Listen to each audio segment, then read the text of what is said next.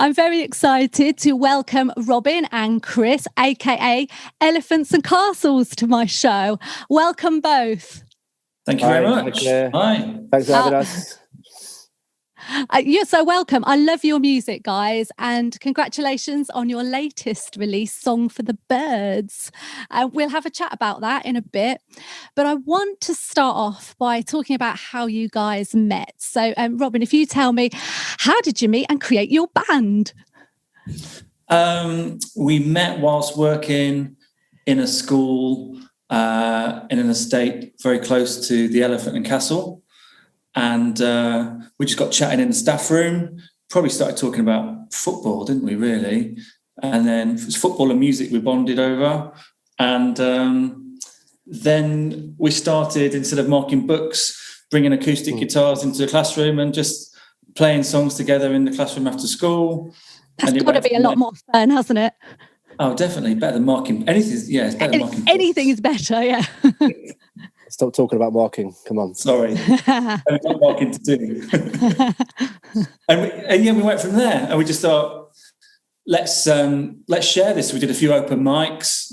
People seemed to like what we were doing, and we roped in a good friend of ours in school called Matt, and Chris basically taught him how to drum, and he was our first drummer. He did a great job, and then we started getting a few gigs. Yeah. Fantastic. And you do seem to write about people and places that surround you, or it did surround you at the time. I know that you've had a move recently, haven't you, Robin? But and you kind of share a message, don't you? So Chris, tell me about that. Yeah, that was the first. I think that was the first tune. I think Robin was right. We did start chatting about football, but then I think we did eventually start talking about architecture and where we live, the Elephant and Castle and all the buildings around there. We got on this topic of brutalist architecture, and that was kind of inspired one of our first tunes called Concrete Love, inspired by all the buildings around where we were. And then it kind of just went on from there, really, where we were teaching at the time, where I still teach and I still live, was going through a period of sort of gentrification. Kind of gone through that now. It's kind of come out the other side. Yeah. It's sort of actually this week they've knocked down the shopping centre in the Elephant and Castle. Things will never be the same again. No. End of an era. Yeah, totally. But it was kind of that as we picked up on things like that, and we both shared a passion for that, and we wanted to get that across initially in the songs we wrote. There were other ones, we obviously had Fashionu. That was a really important song for us. Yes. So let's talk about that. So that was your debut single, Fashionu. So that was highlighting really the tragic story behind Justin Fashionu. Yeah.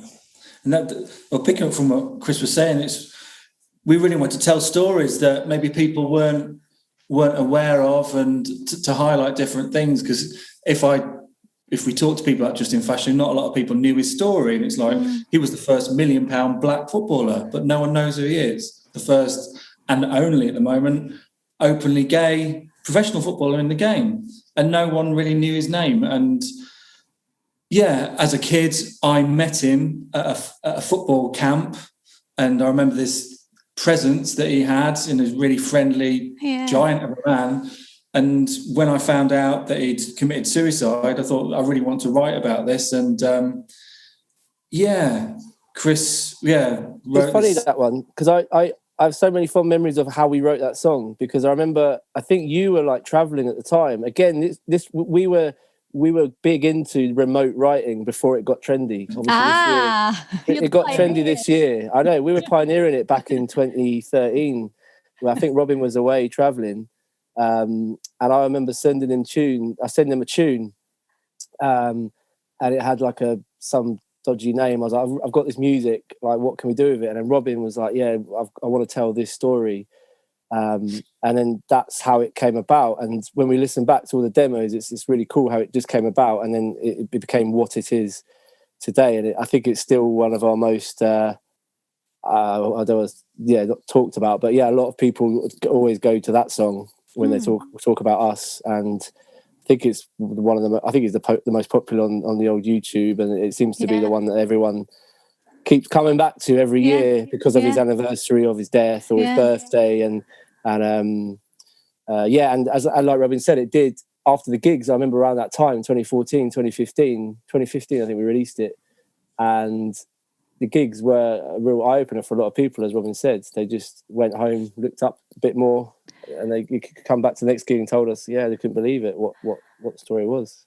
Wow. So you've really raised the issue and highlighted. We're always educating people. We're always educating people. You are, aren't you? That's it. Educating and entertaining. That's your shizzle, isn't it? Yeah. Let's talk about Concrete Love. You talked about that briefly before. So this isn't about Goldfinger from Bond. This is the architect Erno Goldfinger then. And I think it's a great song, and your videos are great too. We must talk about all your videos in a moment, but you clearly take a lot of time producing these videos, and this one pretty bonkers in that style of like the treasure hunt style, isn't it? And the time there's some there's a brilliant humor that comes across through your music, and but there's that tragic comedy as well, of course, because a lot of things that you write about are really poignant, aren't they? And this is what I love about you guys. And so whose idea was that for the video concept? I don't know. We had various. We used to meet a lot. You're right. We did love a video. We did spend quite a lot of time trying to come up with that one. But I remember meeting in your gaff, Robin, and talking through that. Do you remember just saying wouldn't it be cool to go and visit all of the sites in London? And I don't know how he got into the treasure hunt thing, but I think we wanted to try and find a way to link it all together to get it all in the video. And then it was the sort of challenge Annika thing. Let's just do it. Yeah, hilarious. Yeah, of course. And you still didn't work out, you didn't get it at the end, which was brilliant. The barmaid got it. Yeah. It was Ev, our friend Ev, who actually directed that video, and he put it all together. But he actually helped us produce the song. He's a man of many talents, this man, Ev Campbell. Look him up. But yeah, he produced it, but he did the video for us as well. Like he did it. He's a man of many talents. So it was a lot of fun. And when we released that one, we had this like premiere in like a cinema with all our friends and family, and it was kind of a laugh. Everyone like laughed. It was like a genuine reaction to a film. It was great. People were laughing at it, so it was good. So fantastic feeling for you guys. And sharing that with friends and family, and of course immortalising the building as well. Well, the building's the original one up in the Elephant, Metro Central Heights, which is still there, and those iconic towers that we ran around. It was so much fun thinking back to that now. Yeah, it was great. Couple of days filming around London. Fantastic. And I also love Without You, the brilliance of having Colin the pantomime horse, and who can't get a job, who's out of work, and I discovered you guys from listening to because I listened to Rick Witter on Your Vic Radio, so that's how I heard you guys. Like, oh, that's a brilliant song, and I keep singing it over and over. You must have been very excited that Rick Witter was playing your music. Yeah, I mean, definitely. I remember, dancing around to Shed 7, being a massive fan, and just hearing him talk about us. I think, which song did he played one of our songs, one of our earlier songs. I think actually he played Concrete Love as well. Way back. And he said, that was quite good, that was. Quite good, that one. Who are those boys? Let's have them on again. Brilliant. Let's get that as a quote. And then... just took a chance and sent him Without You, and he picked it up, and it's someone that you really respect and you've seen and you've bought their records to be talking about your songs. It's magical, really. Pretty amazing. And have you bought your tickets for Shed Sember yet? Oh, do you know what? I hope I can get some. They're probably doing Brixton, so they've put an extra date on the Roundhouse, I think. So they've put an extra date on the Roundhouse, and they're not coming to Plymouth, so they won't be coming down your way. It's too far for those northern lads, isn't it? So you're going to have to make the effort to come up. That's a good time for you guys to have a reunion as well, isn't it? There you go. Yeah, that's right. best We'll night make a ever. date of So whose idea was it to write Without You? How did that come about? Well, I'm not sure. The origins of our songs are kind of a bit hazy, aren't they, sometimes? But it tends to involve, I think I remember listening to a radio show in the summer during the lockdown. I was boringly washing my car or something like this, and I was listening to the radio, and You don't wash your car. No, I do it every 2 years. I do it every pandemic. You're just I wash my embellishing car. the story now, aren't you? Yeah. Any pandemic, I tend to do house jobs and stuff. But no, what was it? Radio. I don't know, Radio 1 or it's probably Radio 2, wasn't it? They were talking in May or June about the fact that the pantomimes are going to be cancelled in the Christmas coming up, and it just got me thinking. What do those actors do? Especially the pantomime horse actors, and it just got me thinking about all the people seasonal workers that what do they do for the rest of the year, basically, and it sort of went from there. Really, I think music was passed back and forth, and then Robin came up with some wicked lyrics. And but initially you sent me a WhatsApp, I think, saying got a summery tune. Oh yeah, it was supposed to be a summer tune. It was like, this is a summer tune. So thinking, look, could write something summery about it. And I was like, no, that sounds like a Christmas song to me. And then we'll hold on to it. And then Chris, came up with the idea of the out to work pantomime horses, and it went from there. And that's sometimes how we write. Chris might send me part of a song, and then I'll come up with an idea, or it'll be the other way around. It's there's no sort of set formula to it. But there's lots of ideas going backwards and forwards over WhatsApp and things like that. And it's technology has helped us a lot in the last last year and a half, especially. I think we've been more prolific in the last year and a half than we had in the previous sort of 3 years, probably, or something like that. Yeah. So I think the pandemic's actually helped us to get creative again. Fueled your creativity, and some great work has come out of that, hasn't it? Let's talk about your style. I don't know how you describe yourselves. You've got that real Britpop. You talked about sort of influences and bands that you like, and Shed 7. You have got that kind of indie vibe, that Britpop feel. I actually think, Robin, I think your voice is reminiscent of Joel Pott, from Athlete. I feel that vibe going with your vocal. It's quite haunting, haunting melodies, and your voices blend really well with the harmonies too. That's nice of you to say. Thank you. Yeah, and it works perfectly with this new song. Then let's talk about your new single, Song for the Birds. Loving the bird sounds on it, and again the videos, these great videos, these sort of with crazy concepts, and they've got that humor in them, but there's also a serious message coming through as well. So you go away and you think about it, and then you've also got these great sort of hooks and catchy choruses, and there's that kind of repetition at the end of the songs, and that layering up. And I always find with all of them, I'll go away and I'll be singing the same bit, I'll be your shoulder a million, and then and the next bit will be nothing without you. And even my 6-year-old daughter, she watched the Colin the pantomime horse, and if I sing your tune around the house, she'll be like, oh, that mummy, that's the song with the horsey, isn't it? And she remembers it. And we've got this brilliant song now, Song for the Birds, sitting on your fence and sing. And to me, is that like a political statement as well about, you're not doing anything here, and look what's happening to the world. And so again, you've kind of got that coming through your music, haven't you, with these haunting lyrics. How did all of this happen? Who wants to tell me? Well, thank you for saying all those lovely things. Definitely, yeah. We didn't want to interrupt you there. We thought we'd just let you go. I'll give you all those compliments. Yeah, just keep them coming. both sat here grinning. Yeah, it was. I think during the first lockdown, we were sort of checking in with each other to make sure we're all right, and we did just start talking about how quiet it was and how we could really start hearing the birds. It was a simple, and maybe could seem a bit cheesy, but it was like, wow, I'm really noticing it. I'm opening the window and I'm having a listen. It's really beautiful, and it's something that, you know, I've heard before, but I've not really appreciated.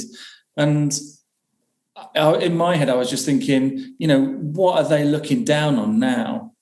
You know, they're looking at this world that's changing. Everyone's suddenly stopped traveling, driving in their cars. Everyone's staying indoors. People aren't hugging, and they're just looking down, thinking, "What has gone on?"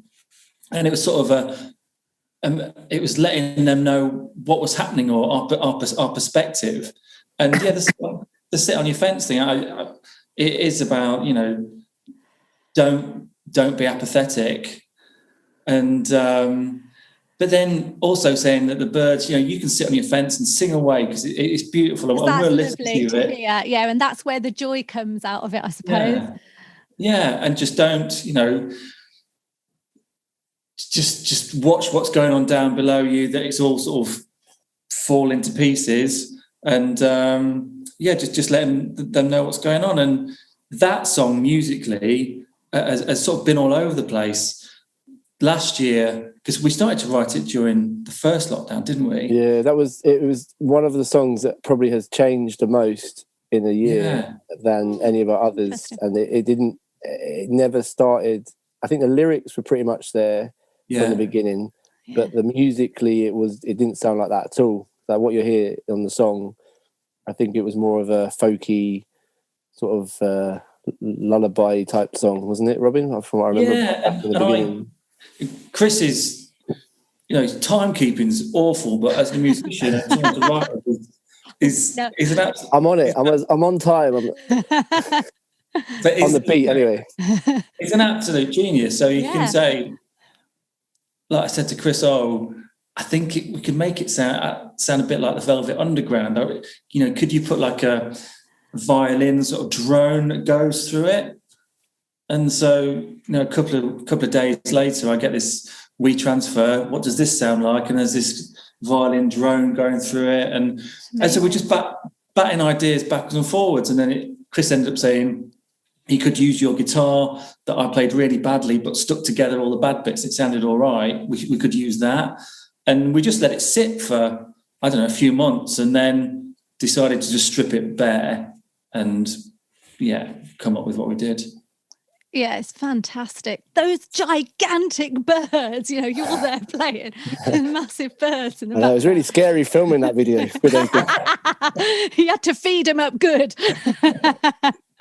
No, congratulations on that single. I hope it does really well. What is next for you guys? Are there any gigs on the horizon?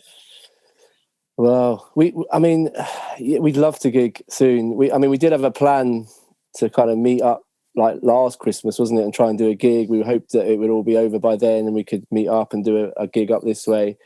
I mean, we hope to get something in the diary soon that we can tell people about, be it up this way in London or down Robin's way. Yeah, it'd be great. We will get something. An actual real life audience there to listen and enjoy, for you to feed off. And definitely. What other plans have you got as well in the pipeline, Robin?